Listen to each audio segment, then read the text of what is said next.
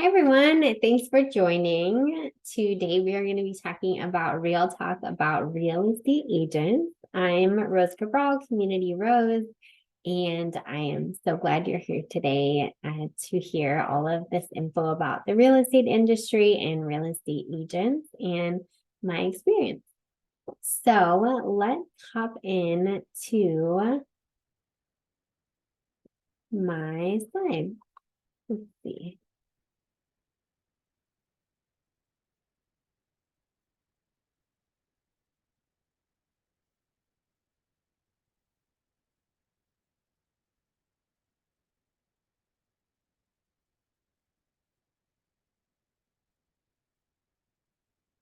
Where didn't we share? Oh, here it is. Technology. Okay, we got this. Okay.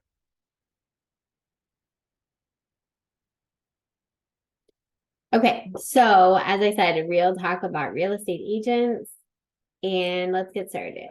So, you belong here, especially if you are a single woman, an artist, a creative, a social justice champion. Maybe you're renting, maybe you're retired, maybe you're a real estate professional, because today we're talking about the real estate industry. Maybe you're looking to buy or sell, and maybe you're ready for your next home. You also might be part of the queer trans community. Maybe you're divorced or widowed. Maybe you're a millennial or Gen Z or Gen X. All right. Anyways, if you're part of any of those groups, welcome. So you might be asking yourself, do I really need a real estate agent? How do I find someone I trust? What do real estate agents actually do? And can I just become an agent for my own purchase or sale? So we're going to get into all of those questions. And if you have any other questions, feel free to let me know. Oh, let me make sure I can see the chat. Okay, we're good. There we go. All right. So today we are going to be going over three things. So we're going to be talking about the history of the real estate industry and real estate agents. We're going to be talking about what real estate agents actually do. And we are going to be talking about how to find the agent that is best for you. So, why this matters to you, you might want to start looking for a house and work with an agent you trust. Or possibly you have a house to sell and you want to make sure that the process is quick and easy. Or you might, like me, get a bunch of postcards in the mail from agents and you just want to learn more about like what that means when people are sending you postcards in the mail saying they're going to buy your house or they can sell your house. I probably get like one a week. So imagine if you knew what questions to ask when you were interviewing an agent. And imagine if you had a real estate agent representing you who also shared your values. I know that's really important, especially to our younger generation. They're really focusing on where they're spending their money and who is aligned with their values. And I am all about that. So I would like to hear, or I'd like you to think about what you are most interested in learning today, and you can let me know in the chat.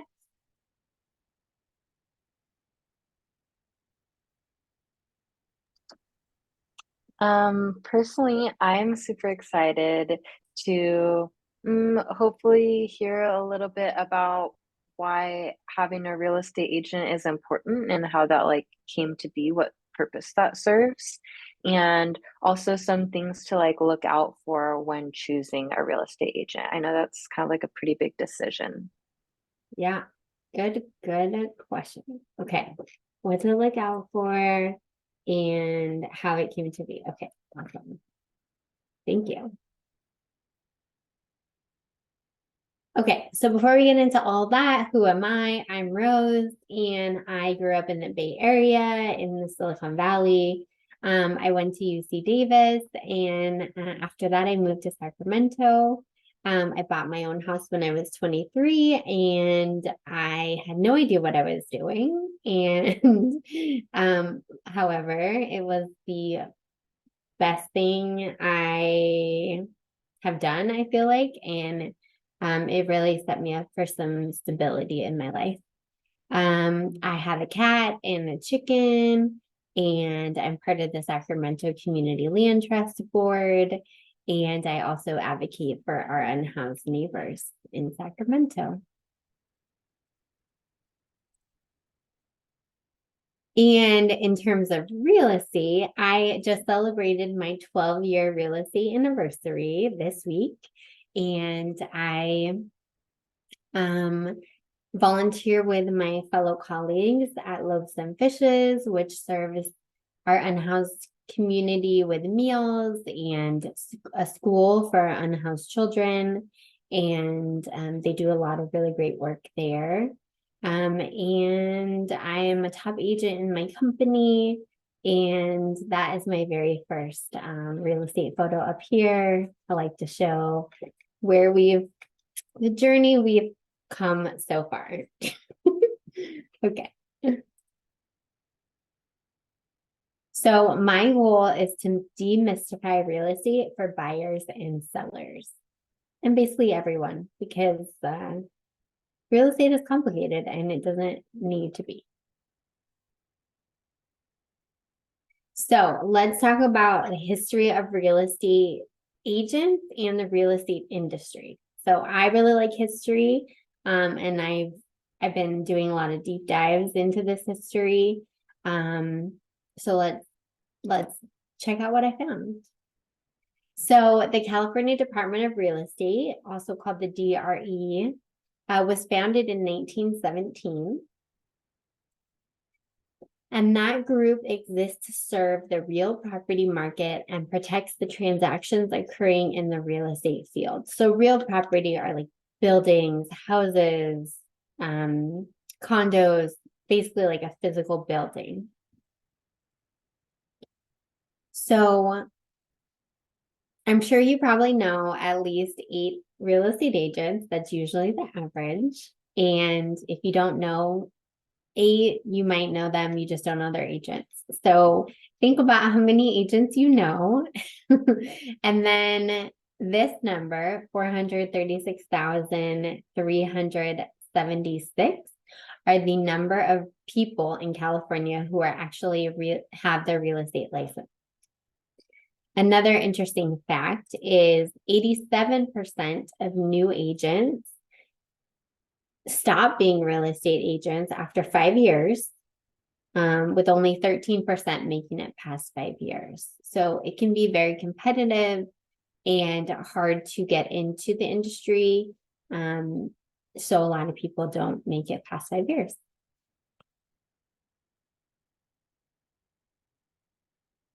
And so in California, we have the California Association of Realtors, which is also a national organization. In California, 202,970 of those licensed agents are actually realtors. And I will share what that means. So a realtor with the little R, because they trademarked that actual like word, is a licensed agent who is an active member of the National Association of Realtors. And it's the largest trade association in the United States. Basically, the difference between a real estate agent and a realtor is there is an additional code of ethics training every 3 years. I just went through mine again this past week. And you are also required to be a member of the local National Association of Realtors board. So here we have one in Sacramento. And also pay membership dues yearly. So everyone who has their real estate license is a real estate agent, but not everybody is a realtor. It's kind of an extra little designation. There is also a group called the Realtist Association, and that association is through the National Association of Real Estate Brokers. And this is a real estate professional trade organization and network of Black real estate professionals. And sometime I'll get into how that all happened. I think at one point the Realtist organization kind of like broke away from the other organization. And so now there are multiple organizations.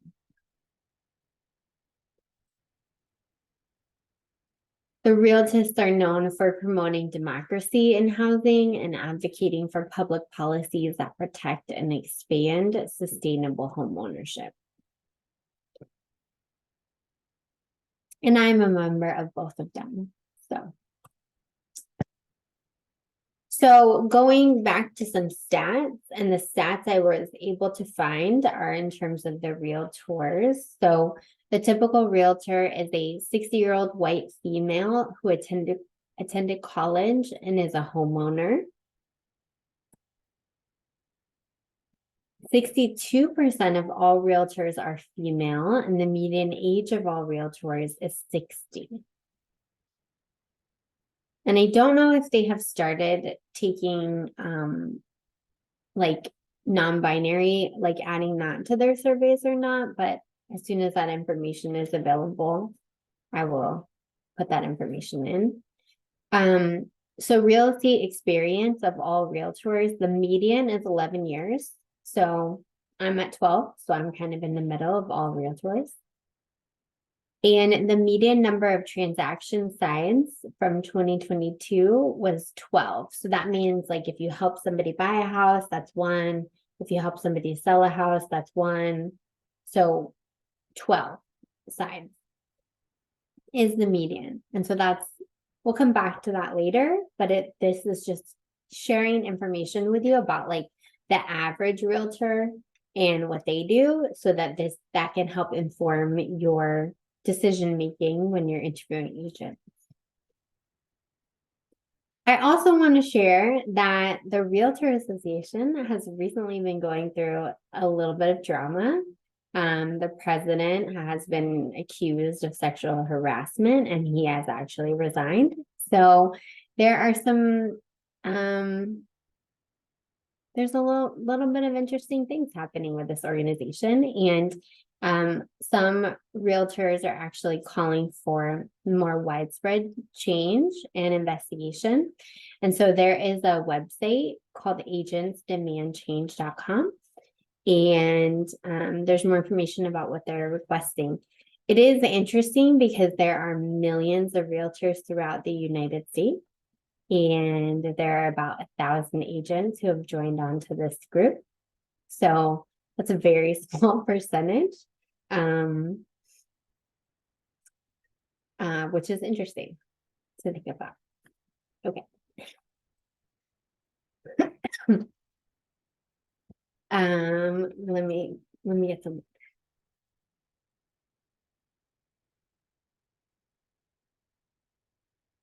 Okay, so let's talk about the role. We talked a little bit about kind of like the industry. I'm gonna dive into more of the industry, but let's kind of like dive in a little bit about the role of real estate agents.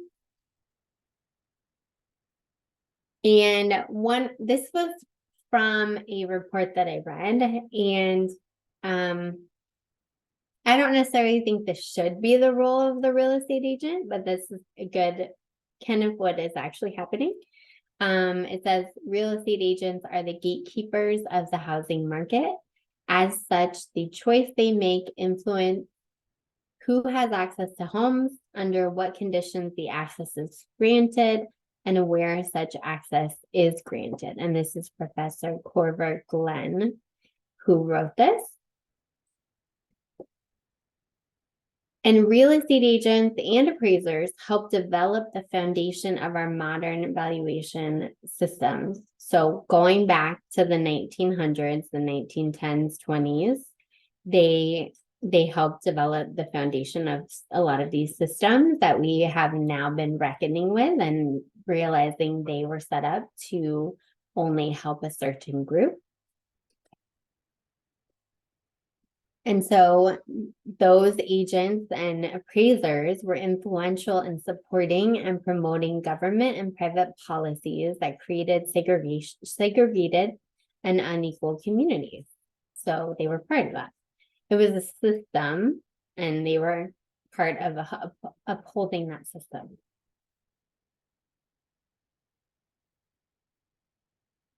And specifically, we have Article 34. So this is from 1924, the Realtor Code of Ethics. It stated that a realtor should never introduce into a neighborhood members of any race or nationality or any individuals whose presence will clearly be detrimental to property values in that neighborhood, which is pretty messed up now that we see it, but this was written into the Code of Ethics. And a lot of this information is taken from a report called Roots, Race, and Place, A History of Racially Exclusionary Housing in the San Francisco Bay Area. And that is from the Haas School of Berkeley, helped create that. It's a really cool guide, and we'll put the link to that in the chat.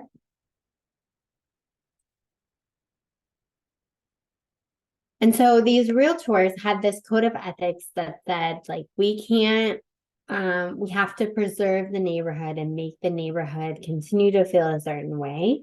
And so they also were engaging in what is now known as blockbusting. And blockbusting is the practice of soliciting and encouraging homeowners to sell, often at below market prices, by provoking fears that individuals of a different race or ethnicity would soon be moving in. This happened throughout the 1940s and the 70s. So then when the people would move out, they would sell their homes. The speculators would then capitalize on the white homeowners' irrational fear and prejudices to influence them to panic sell their homes for below market value. So the white homeowners would sell their homes below market value because they were afraid that other people that were not like them were moving in.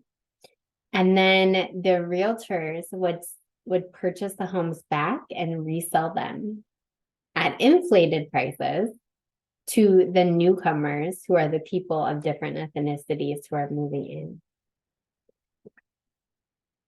And realtors were doing this. I read this book, Color of Law, and it talks about how this was done in Palo Alto and the Bay Area. And it's very shocking that happened, but it happened. So you can see this was one of the article, like a little ad that was put in the paper. And it said, changing neighborhood, ? We pay. We'll buy your home for cash at top price. No commissions, no fees. So they were getting people to get panicked and then sell their home. So that is what blockbusting is, and that is not allowed any longer to happen. And so before the Fair Housing Act of 1968, real estate agents openly steered clients, showing them different properties and communities, or treating them differently based on their demographics, especially race, during the home buying process. And the realtors believed they were duty bound by the covenants to do this and perform this way. And we know that that's not ethical. That's not the way we should be acting. There was actually a George J. Sanchez. He's an Army veteran, and he's the first Mexican American to serve on the LA City Council. And in 1949, He, the day after his swearing in ceremony, he took a check for $250 to a new housing development advertised as GI Housing. And the salesperson there apologetically said, "Well, I'm sorry, young man, it's not my fault, but I'm instructed that I cannot sell to you because you're a Mexican. But if you say you are of Spanish or Italian descent, we will sell you a house." And he handed him his like GI card, and the salesperson, and then he left, and the salesperson followed him to his car and was like, "Oh no, just we can sell you a house now because you're different."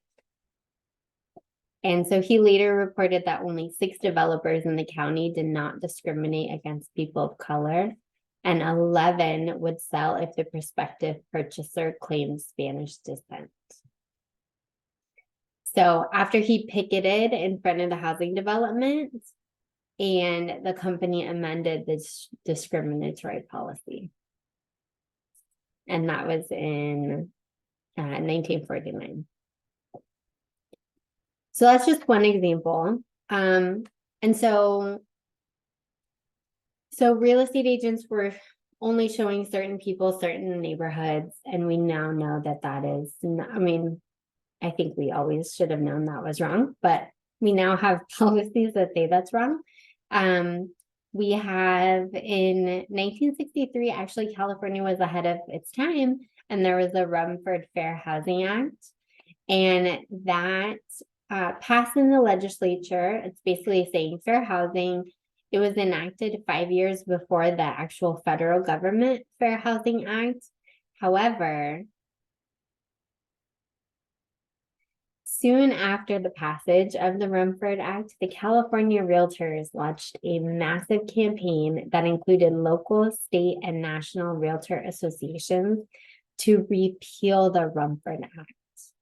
Their goal was to amend California's constitution via a proposition to give property owners absolute discretion to discriminate. So here we see another example of realtors coming in and trying to say, no, we don't want fair housing. We want homeowners to be able to do whatever they want. There's an article here that is just sharing about how 100,000 of the real estate realtors and the apartment owners association got together to try to repeal this Rumford Act, fair housing. And so they put Proposition 14 on the ballot, and this was controversial. Part of the Realtors Association wanted it, and they wanted to vote yes. And then on the other side, we had Dr. Martin Luther King Jr., who came to California and said, no, we want fair housing. Several local realtor associations, including Sonoma and Valley, they defied the rules and they remained neutral, or they registered opposition. And a statewide group with 5,000 realtor members was formed to oppose fair housing, or was to oppose Prop 14. So 5,000 of them got together to say no to 14. But again, this is just sharing a little bit of background into the California Association of Realtors and the National Association of Realtors, and how they have been operating from the 60s, 50s, to try to defeat these policies like fair housing. I thought it was super interesting too. I didn't even know Martin Luther King Jr. was involved, but like, yeah.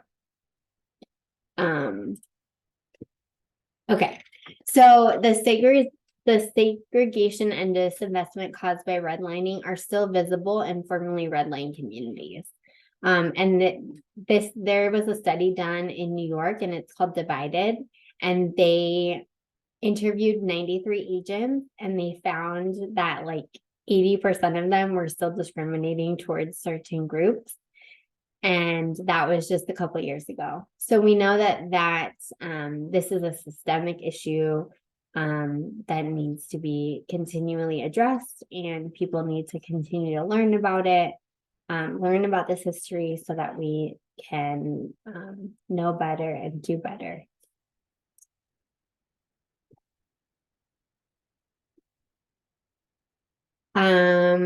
A 2019 Realtor.com analysis found that homes in formerly red line communities sold for 29% less than homes in neighborhoods that were once exclusively white.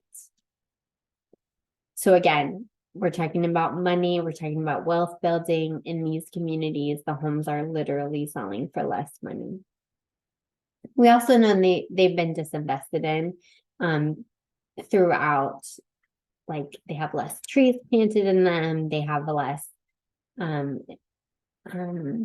like sidewalks aren't maintained as much, street lamps, lots of investments were not put into these communities. And actually, this I found interesting. While many communities and regions are still segregated, residential segregation may actually be increasing.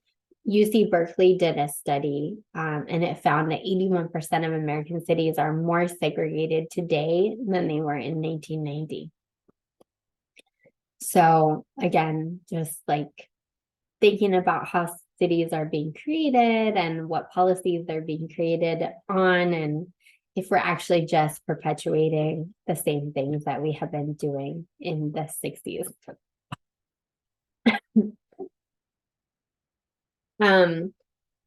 So the real estate industry also has had a very big influence over public housing. Because if we think about public housing and we think about who is living in public housing, the local housing authorities that controlled and operated public housing in the East Bay were actually led by realtors, builders, and other private sector leaders. And the Richmond Housing Authority was actually founded by the Chamber of Commerce in 1941 in order to try and control pending federal efforts to construct public housing. So again, we have these leaders in the housing industry, and they are trying to get together to try to ensure that things can't be created like public housing. Now, in today's day, I would say affordable housing is something that they are trying to get together to make sure it does not happen. And I would say that's actually continues to be a form of discrimination, because if we look at the communities that are not being invested in, they're mainly the communities of color, Black, Latino, communities of color who live there. Okay, that was a lot of history. I hope you found that interesting. I could have kept going, but anyways, there's also another book I will share. It's called Just Action. It's the sequel to this one, The Color of Law. And this one actually has some guidelines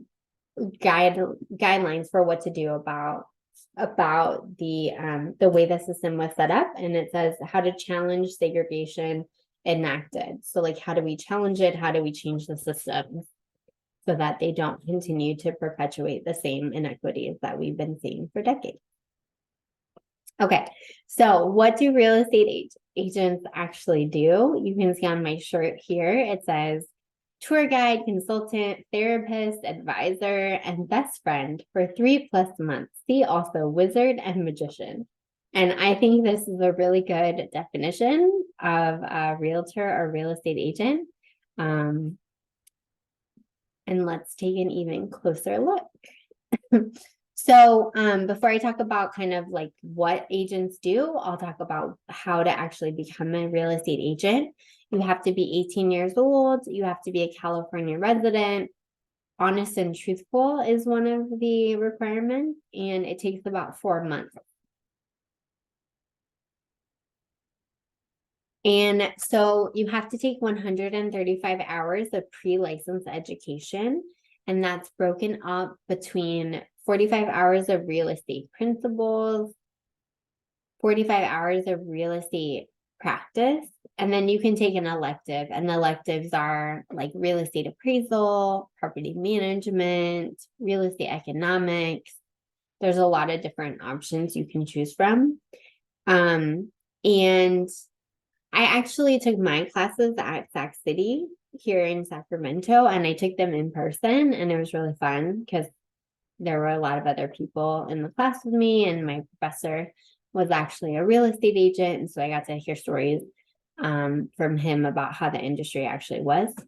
And so you can do it online. It costs between $450 to $800 to do this education. And yeah, you can do it online or you can do it in person. So you have to pass final exams for all of those courses with a score of 70% or higher.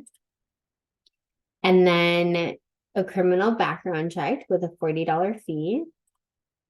And then your California salesperson's license exam, you have to answer 105 correct questions out of 150, which is 70%. And that costs $245 for the license fee and $60 for the exam fee.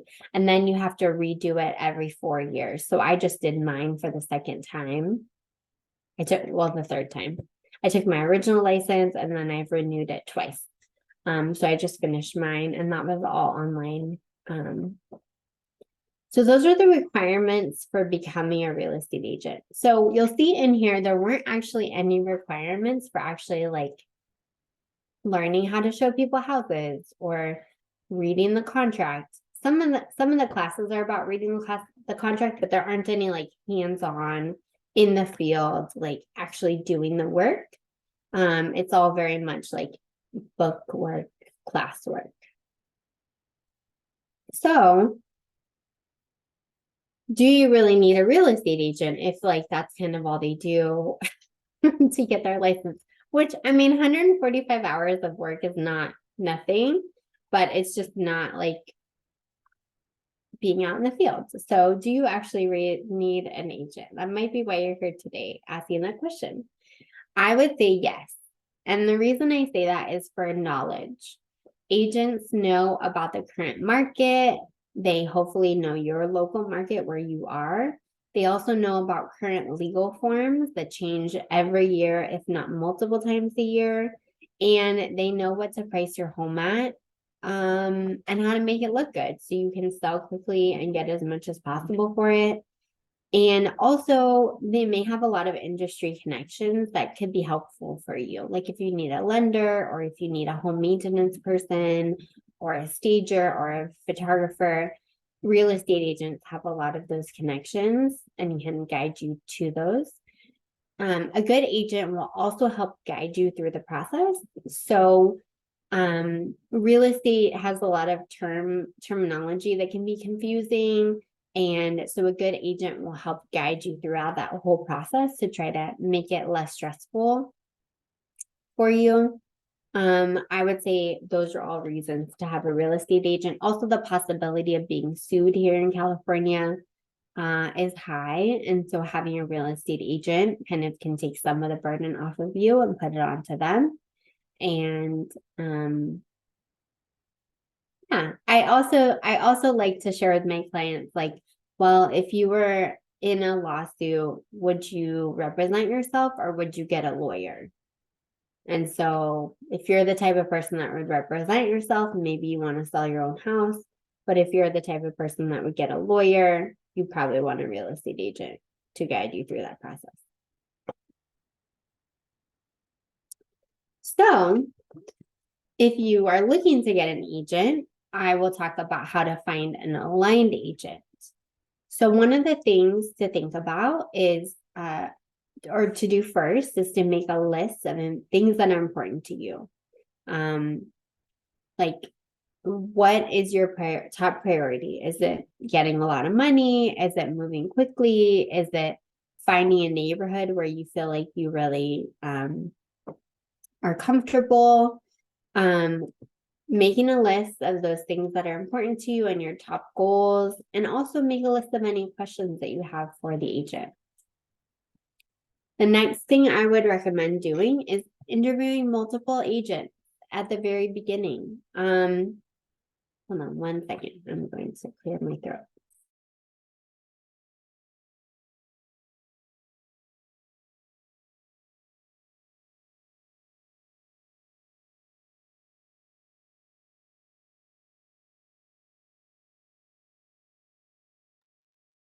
Okay, so interview multiple real estate agents and make sure they know you're going to be interviewing multiple agents, and just interview them like a job interview, right? You're gonna want to ask a bunch of questions, and so I'll get into some of those questions now. And also you want to listen to your gut, right? Like there's asking questions, and then there's like seeing how people respond and react, and seeing if they're a good fit, seeing if they communicate the way that you would like to communicate. Those are all good things to pay attention to as well. So, questions to ask a listing agent. So, if you are thinking about selling your home, you're going to be working with a listing agent or a seller's agent. And so, some questions to ask them is, do you take your own photos or do you hire a professional? How many homes have you sold in my neighborhood? Trying to find out if they have local expertise and know about your neighborhood and what's actually happening in your area. You can ask them if they pay for staging or anything extra to get your house listed and ready to be on the market. You can ask them what their commission is. You can ask them how many open houses they will host and what that looks like. Again, if you're working with an agent and they're like, I don't have open houses, versus working with an agent who says like, I'll do an open house on Friday night, Saturday, and Sunday, that, that may make a difference in how much exposure your house is going to get to other people.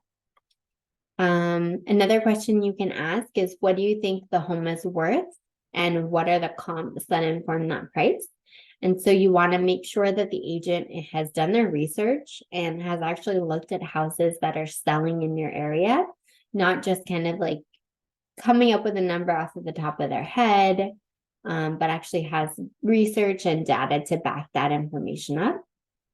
You can ask them how quickly do they think your home will sell and how quickly you can get the home on the market.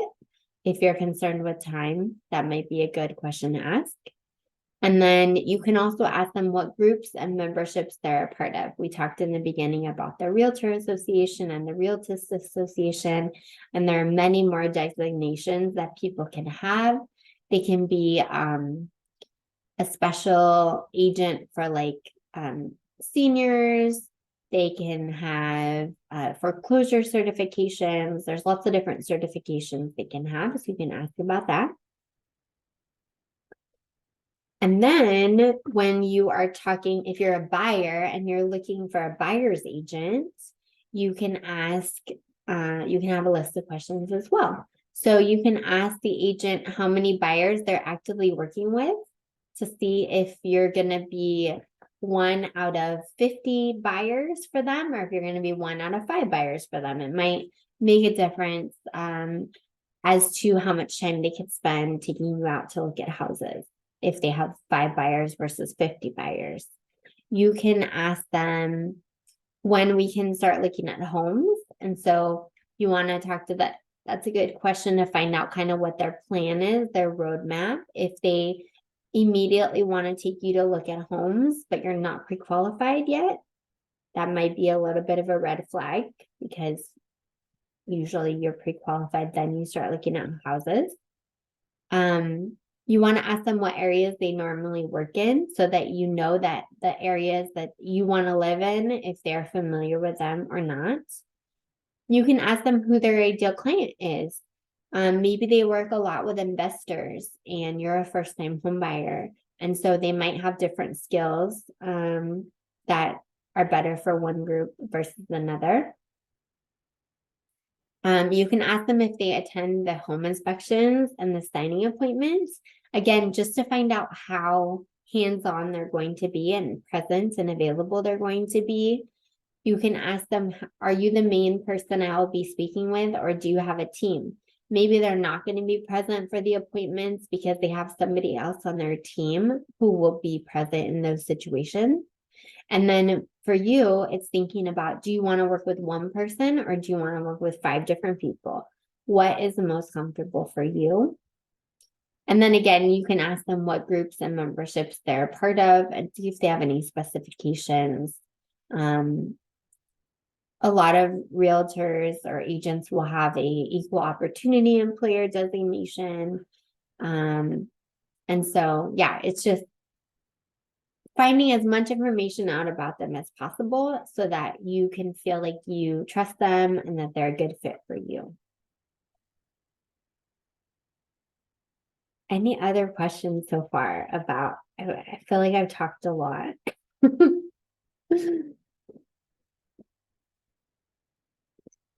Okay, we're getting into the tea. So I have my tea here. Okay, so I really wanted to have this discussion because I wanted to share my real thoughts about a lot of different agents. I've been working in the industry for 12 years and I have some stories. And I think there's probably even more stories that I didn't even think of. But there really are all kinds of agents. Some agents don't sell a house for years. They just keep their real estate license active just in case, like their sister's cousin's hairdresser wants to buy a house. And then other agents are selling 12 houses a year, 20 houses a year, and they're consistently in the market. Some agents work only with sellers, and other agents work only with buyers, and some work with both. And so there are all kinds of agents in this market. All kinds of agents. Okay. So one of the stories I will tell you is about, well, this is kind of a general story. There are a lot of agents that won't even answer their phone. So I've had a lot of clients and they're looking at a house to buy. And usually before we look at the house, I'll call the agent just to make sure that it's still for sale, see if there's any information I need to know about it before we go look at it. And some agents will not answer their phone at all. Some agents have voicemails that are full. You can't even leave a message if you wanted to. And then also some lenders won't answer the phone. So like I had an offer, I was reviewing offers with my client and we were calling the lenders and we couldn't get a hold of them. And so we couldn't find out if their buyers were actually qualified. So something to keep in mind when you are looking for an agent is, do they answer their phone or are they available via text message or email? What are their hours that they work? Things to keep in mind. Another story I will tell you is about my client who was purchasing a home and they were actually out of the state. They were living in another state and I was coordinating everything. They had seen the house in person, they had attended the inspections in person, but they were out of state. And so when we got time to close, it was the day before we were closing. And I went over to the house with my client on video and we were doing the final walkthrough. And I kept asking the agent, hey, has your client left, like really moved out? Or are they just like they're coming back for another load? And the agent kept texting me like, yeah, they're really moved out. They got everything, they're done. And I was like, okay, but there's like a Ring camera over here and posters on the wall. And there's like a bunch of like stuff in the bathroom. And they had just left all this stuff like everywhere. And it wasn't a lot of furniture or anything, it was just stuff. And they were like, oh yeah, they're all moved out. And then I started sending pictures of the stuff. And then they were like, okay, I will get a company to come and pick up all this stuff as soon as possible. And so they did, but I felt so bad that all this stuff was just going to go to the dump. So I like tried to save some of it from going to the dump. But again, like this really would fall into the seller's agent, like to really have that conversation with the seller and say, like, when you move out of your house, don't leave any of your stuff. And even better, if you can get it professionally cleaned, that's great. Like, because you don't want a buyer to like open the door to their new house that they're so excited about and like see all of your trash. So that was the story about a recent agent that I dealt with. He did take care of the situation after I, nudged him a little bit. Okay, this one is about attention to detail. So on my client's latest listing, they were selling their house. We got 9 offers. And so it was a great opportunity for me to see how agents fill out the forms. And so 7 of the 9 offers had boxes that were not checked correctly. A couple of them did not even include the loan information for their client. And so when you are completing your offer, like your agent will send it to you via DocuSign, and DocuSign wants to jump just to the signature parts. But I really encourage you to read the offer and make sure all the boxes are checked. If you have any questions, ask your agent, because that document is going to be the legal document that the escrow company is going to look at when they're deciding who's going to pay for what cost and what reasons you can like decide not to buy the house if you need to. And so if those boxes aren't checked correctly, you could risk losing your deposit or even be stuck buying the house at a price that you did not want to buy it at. So again, just pay very close attention to that. I just saw so many forms that did not have appropriate things checked. Yeah. On my end, as a seller's agent, when we countered those offers, we put that information in. And so I was able to correct it on my side, but that's extra work for the selling agent. And so you really just want to make sure that if you want your offer to be accepted, like make it as clean as possible. And so again, when you're interviewing agents, you might want to like see how closely they pay attention to detail and see if they have any typos in their emails and just little things like that that can make the difference between your offer getting accepted or not getting accepted.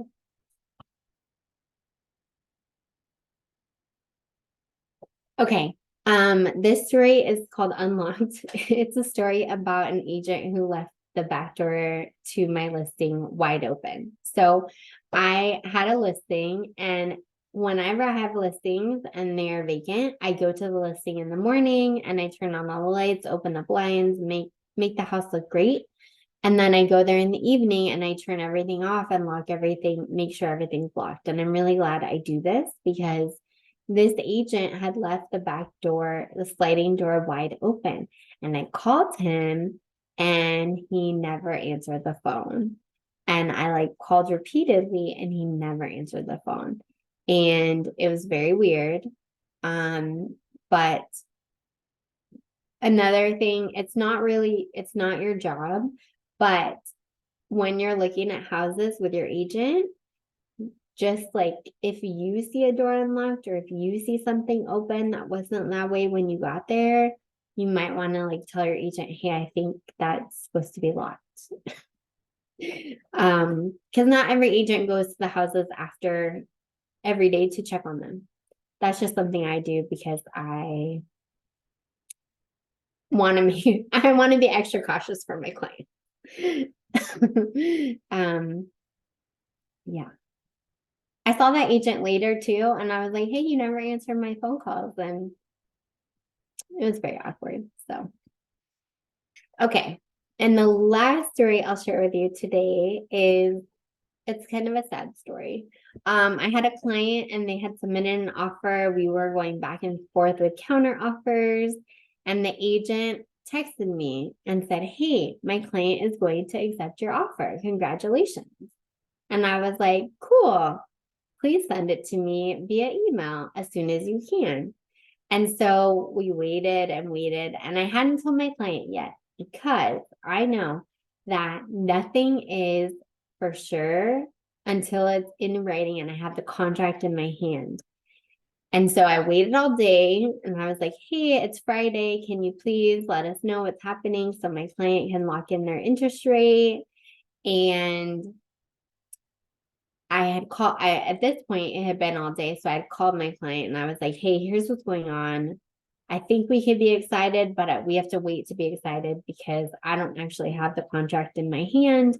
And until I have it in my hand, anything is possible." So while I'm on the phone with my client, the agent calls me. So I hop on to the other line and the agent was like, "I'm so sorry, Rose. My client's accepting another offer." And I was like, "What?" Needless to say, I had a lot of other words that I will not say now, but that agent was like, "Yeah, they accepted another offer. The other people came back and it was better." And so, since we had not received the signed contract, they were able to do that. And so I had to hop on to my client and say, "Yeah. So remember how I said we can't be sure yet? Well, it went the other way." And so again, just a reminder that until you see the contract signed in your email box, like be a little bit hesitant to get excited because anything can happen. And also, to all my fellow agents out there, uh, don't don't say that a contract is accepted in a text message and then not have it be accepted. It was very sad. Yeah. So those are my stories. I can probably think of way more another time, but that was story time for this time. And so um hopefully you learned something about each of those stories. Hopefully you learned something about the real estate industry and the history of it and the history of real estate agents. I didn't even mention that real estate agents used to be only the seller's representative. So the buyers used to have no agent representing them. All of the fiduciary duty was for the seller. And so at one point, they finally got buyer's agents to represent the buyer. And now there's a whole other lawsuit happening that says maybe we don't need buyer's agents anymore. There's always something happening in real estate. Again, another reason to have a real estate agent who knows what's going on in this industry. Because I'm a real estate agent and it's hard for me even to keep up with all of it. So anyways, I hope that you found something interesting. Maybe you learned something new.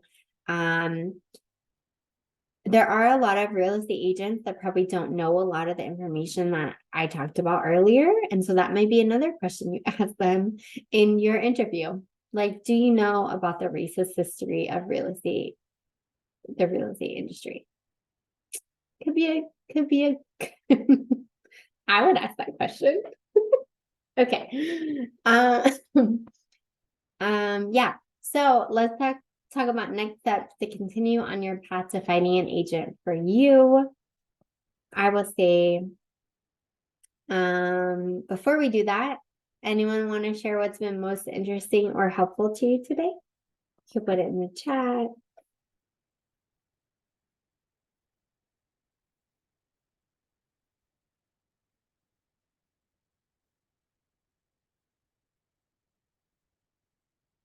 Hearing about the history. Yeah, I'm glad. There's a lot. There's so much more. Well, yeah. I mean, they made books about it, so there's so much more. It's wild. And yeah, I just don't want us to repeat the same history or like at some point we need to disrupt it and start doing things in a more equitable way. Also was surprised that there are more women realtors than men, and also the median age of 60. Yeah, me too. That seems like way higher than I thought. I was surprised that there was more women too. But here's what it is in the higher offices of real estate, it's men. Like you only see men, and then the women are like in the rest of it. So as we've seen with the Realtors Association, the man resigned and now there's a woman president. Um, yeah, so super interesting. I think the median age too is like it's getting lower now because more younger people are hopping in. Although it is interesting too, we didn't talk about, but when like the past 2 years that were really wild and like houses were selling really quickly, a lot of people jumped into real estate and they're like, this will be fun, this will be easy, I'm going to become a real estate agent. And then when it started getting slower and harder, like the interest rates started going up, people were like, no, I'm not going to do real estate anymore. So it is really interesting too to see like the flow of real estate agents. For me, I'm like, great, bye, because a lot of those agents didn't know how to fill out the forms and they didn't pay attention to detail. They just wanted to make quick cash. And that's not great for everyone. So, yeah, lots of, I could tell so many more stories. Okay. So, how do we keep your home adventure, your journey towards your next adventure going, whether you're buying or selling a house? So I have I have a lot of resources. This is my Love Selling Your Home guide. And I think there's even more information on here about real estate agents if you would like to find out more about selling your home. And then I also have a you can be a homeowner self-paced course. And this has short videos that you can watch to help guide you along the real estate process. And the course includes short videos. Like I said, nobody wants to be sitting for a couple hours, even though you just sat for an hour. Thank you. Short videos, and you can speed them up or slow them down. Step-by-step info to prevent feeling overwhelmed, because that's super easy to do when you're buying a house. And an online community. This is the best part, an online community where you can go to ask questions and meet other future homeowners. Because I know when I was buying a house, I did it all by myself and I didn't tell anybody because I didn't want to jinx it. And so this community can be your little safe bubble that you tell people, and that you have a space to ask me questions and other people questions, and then celebrate once you become a homeowner. So if you want to hop into that community course with me, I would love to have you there. And I also share a little bit more behind the scenes info about what I'm experiencing day to day in real estate on there as well. So what will your next step be? These are just some of my really amazing clients, and whether you're selling a house or buying your house, I would say take the first step.